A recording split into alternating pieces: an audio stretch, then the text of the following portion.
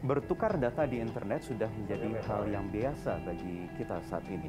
Ketika kita terkoneksi dengan layanan-layanan internet seperti email, ada dompet digital, ada layanan belanja online atau e-commerce, kita diharuskan mengisi data-data pribadi kita, memasukkan data-data pribadi kita ke internet, ada KTP, ada nomor telepon, bahkan ada beberapa di antaranya sampai memasukkan nomor rekening akun perbankan.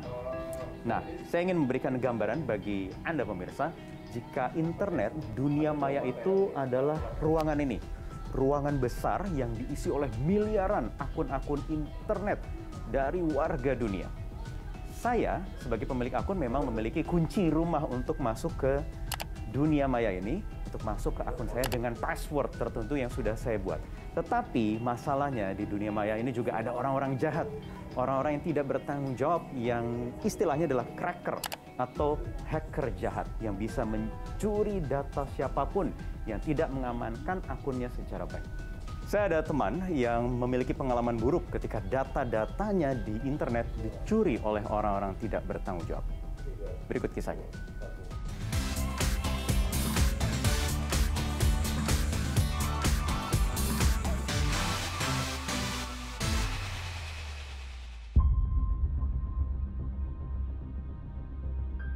Beberapa waktu yang lalu, saya sempat kejadian kebobolan di salah satu akun e-commerce, bahwa saya ada tagihan pay letter sejumlah beberapa juta. Padahal saya sendiri belum pernah menggunakan atau mendaftarkan pay letter. Akhirnya saya memutuskan untuk komplain lewat sosial media. Nah, setelah komplain itu kok ya lebih cepat diresponnya. Nah, ternyata setelah dicek oleh pihak aplikasi tersebut, itu bukan saya yang login. Untuk sampai saat ini pay letternya itu diblokir, di freeze gitu. Jadi saya nggak bisa pakai sampai sekarang. Reaksi pertama saya pasti kaget ya.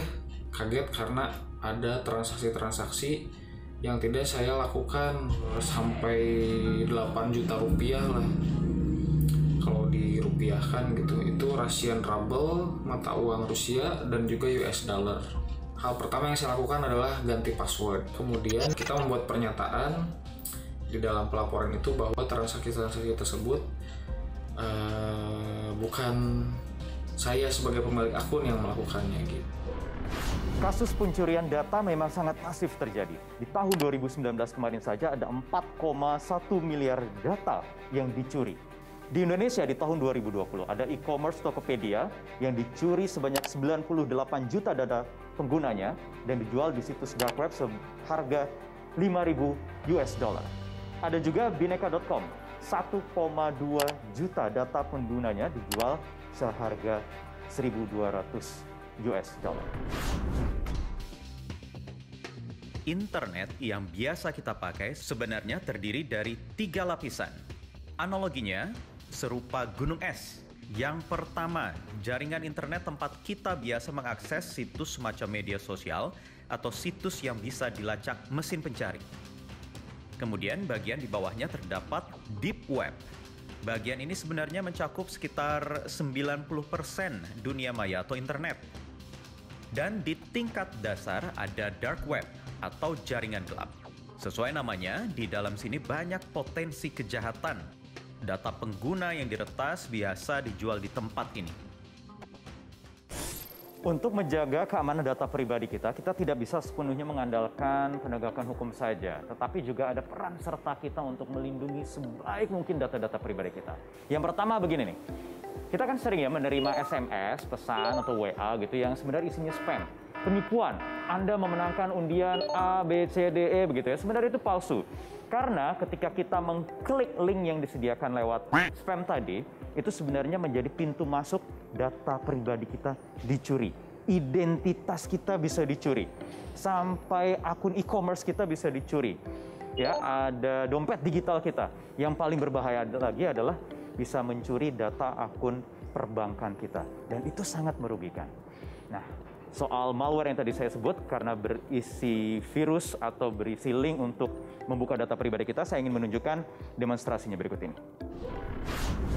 Nah, tadi kita sudah tahu ini handphone yang sudah kena target. Kita bisa memonitor menggunakan web application. Nah, setelah ini kita coba masuk ke dashboard untuk mengkontrol handphone yang sudah kita sadap. Nah, ada banyak sekali informasi-informasi yang bisa kita dapatkan dari handphone yang sudah kita sadap. Mulai dari SMS, ini kita bisa lihat data SMS-nya, bisa kita baca komunikasinya mereka gitu. Kemudian ada MMS kalau kita perlu, kemudian ada call record. Nah, di sini kita bisa tahu, bisa mendengarkan kalau misalkan target kita ini menelpon atau menerima telepon gitu. Selanjutnya yang cukup menakutkan adalah adanya fasilitas atau fitur remote control. Kenapa? Karena di sini kita bisa melakukan kontrol terhadap handphone target itu tanpa sepengetahuan target. Jadi handphonenya biasa saja. Nah, ini bisa lihat nih sebenarnya target saya ini lagi ngapain. Mungkin dia lagi ngirim WA atau dia lagi ada di mana. Kita juga bisa melakukan explore terhadap file-file yang ada di handphone tersebut. Kemudian kita juga bisa melakukan aktivasi perintah-perintah yang ada di handphone dan lain-lain. Nah, ini semua bisa kita lakukan secara remote dari manapun juga. Ketika kita mendapatkan link dari orang-orang yang tidak jelas itu siapa pengirimnya gitu, apalagi sekarang kita banyak juga menerima link melalui jalur SMS, jangan pernah melakukan klik link tersebut gitu. Jangan pernah melakukan ketika sudah tidak sengaja kita melakukan klik, jangan pernah mengisi apapun di link tersebut begitu. Kenapa? Karena ketika kita melakukan clicking terhadap sesuatu yang kita tidak tahu, bisa jadi yang kita klik itu adalah perintah untuk menginstal malware ke handphone kita. Itu salah satu bentuk peretasan atau hacking yang terjadi di internet jika kita kurang waspada dalam mengamankan data atau akun pribadi kita. Nah, selain ada bahaya yang mengancam, internet sebenarnya juga menawarkan berbagai macam kemudahan. Seperti salah satunya ada aksi demonstrasi, aksi unjuk rasa yang sebelumnya mengharuskan kita berpeluh keringat karena harus turun ke jalan panas-panasan, sekarang bisa dilakukan lewat internet atau dunia maya. Tapi pertanyaannya, efektif atau tidak? Oke, spanduk udah siap, tinggal toa dicek dulu. Cek, cek sound. Oke, tes, kita siap demo saudara-saudara. Lo mau kemana sih bro? Udah nggak zaman teriak-teriak di jalanan, panas-panasan. Belum tentu juga didengerin sama pejabat ocehan-ocehan teriakan pakai toa itu kan. Sekarang zamannya teriak-teriak, demonstrasi online di medsos. Itu baru efektif. Aduh, itu beda. Feel-nya beda sama turun ke jalanan, lebih efektif. Udah banyak contoh sukses, ada Baik Nuril yang didengar langsung sama presiden, bahkan diundang ke istana. Tuh, efektif. Tapi tetap aja butuh aksi nyata turun ke lapangan, supaya langsung didengar sama pejabat, langsung didengar juga sama media, dan akhirnya efektif. Energinya itu yang bisa mengerahkan massa. Nah, kalau saya sih enggak, saya mau tetap demo. Susah deh emang ya kalau ngobrol sama orang yang beda generasi, suka nggak ketemu. Tapi ya memang nggak mudah juga memang menerima suatu perubahan. Karena yang tadi saya bicarain nih, itu namanya digital activism. Jadi aktivisme lewat platform digital. Yang sekarang memang sudah mulai semakin ngetren seiring perkembangan teknologi. Ya dong, di Indonesia aja pengguna internet itu sudah mencapai 175 juta orang atau pengguna. Kemudian, kalau bicara soal media sosial sendiri, itu ada 160 juta yang punya akun media sosial. Bayangkan, efektivitasnya begitu besar. Jadi, banyak modelnya sudah diaplikasikan. Ada penggunaan hashtag atau bisa juga petisi online yang sekarang sudah mulai menjadi pilihan untuk membuat satu perubahan sosial atau bahkan politik. Aktivisme digital dimulai pada tahun 1994. Saat itu, gerakan anti-globalisasi di Meksiko ramai dibicarakan di berbagai mailing list atau milis atau forum atau grup diskusi di internet. Aktivisme digital meningkat seiring dengan adanya gerakan anti-perang Irak.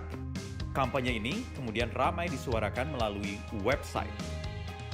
Di tahun 2007, aktivisme digital mulai disuarakan melalui berbagai platform media sosial. Sejak tahun 2010, aktivisme digital menjadi hal yang biasa dilakukan untuk mencapai tujuan tertentu. Tidak hanya tagar, ada juga petisi online yang dimanfaatkan untuk digital activism, untuk mengkampanyekan gerakan tertentu. Ada rekan saya, Tiza Mafira, yang pernah sukses menggunakan petisi online soal kantong plastik berbayar. Tiza, sudah sukses, apa kabar? Baik, halo. Sudah nggak pakai kantong plastik kita semua. Iya. Dan dulu pernah mengkampanyekan satu gerakan untuk pay for plastic. Sekarang udah bukan berbayar lagi, tetapi benar-benar dilarang penggunaannya. Dilarang penggunaan. Gimana rasanya bisa sukses memanfaatkan platform digital untuk mengkampanyekan suatu gerakan? Yang pasti perjuangannya sangat panjang. Jadi pertama perasaannya letih karena 7 tahun butuh perjuangan ini. 7 tahun? 7 tahun, iya. Wow, oke. Dan tentu saja kita sangat bahagia ya akhirnya sukses melarang kantong plastik di Jakarta. Kalau dipikir-pikir ternyata ya digital activism itu butuh proses juga ya. Sama halnya ketika aktivis-aktivis di era dekade-dekade yang sebelumnya harus turun ke jalan berbulan-bulan, bertahun-tahun. Sama tantangannya ternyata. Iya, sama. Malah menurut saya digital activism itu hanya pembuka saja, hanya pintu saja. Tapi nggak bisa dijadikan satu-satunya platform campaign gitu. Karena nggak mungkin mencapai impact. Mungkin mencapai agak terkenal gitu, mungkin followernya banyak, tapi belum tentu impact. Kalau mau impact, harus ada offline campaign juga. Harus sustain juga, offline campaign. Kalau saya tanya soal challenge, apa tantangannya ketika harus mengkampanyekan satu gerakan lewat digital? Tantangannya adalah penonton kita ya, audiens kita adalah audiens yang follower itu aja di digital campaign itu. Memang mungkin luas, tetapi itu juga segmented. Sedangkan kalau kita mau impact yang benar-benar luas, itu nggak bisa segmented gitu. Harus menjangkau seluruh lapisan masyarakat, harus menjangkau seluruh pemangku kepentingan. Kalau menurut saya ketika platform seperti petisi online gitu ya, belum punya kekuatan atau payung hukum yang bisa nge-push. Iya. Pembuat kebijakan, pemerintah akan satu isu tertentu. Betul. Kalau menurut Tiza perlu nggak? Menurut saya perlu. Jadi kalau di Inggris misalnya, petisi itu kalau sudah sampai 10.000 tanda tangan, itu bisa untuk benar-benar dibahas di parlemen gitu. Itu memenuhi persyaratan untuk dibahas di parlemen.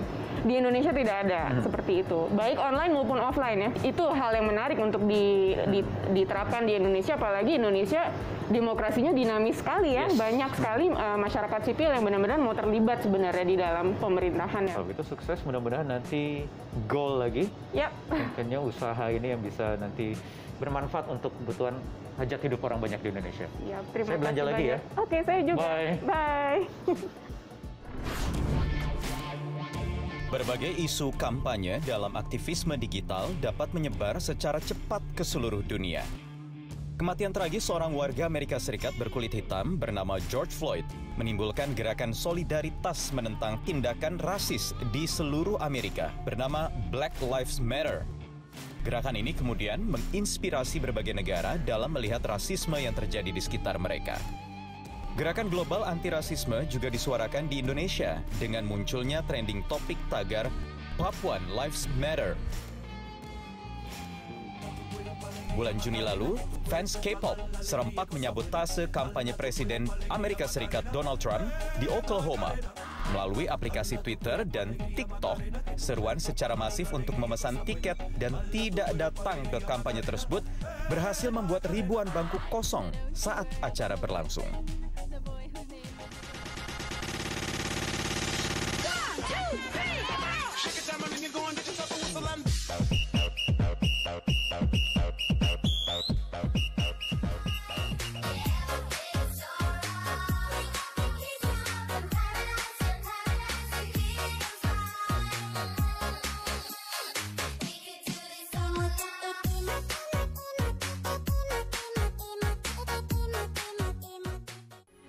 Metro TV, knowledge to elevate.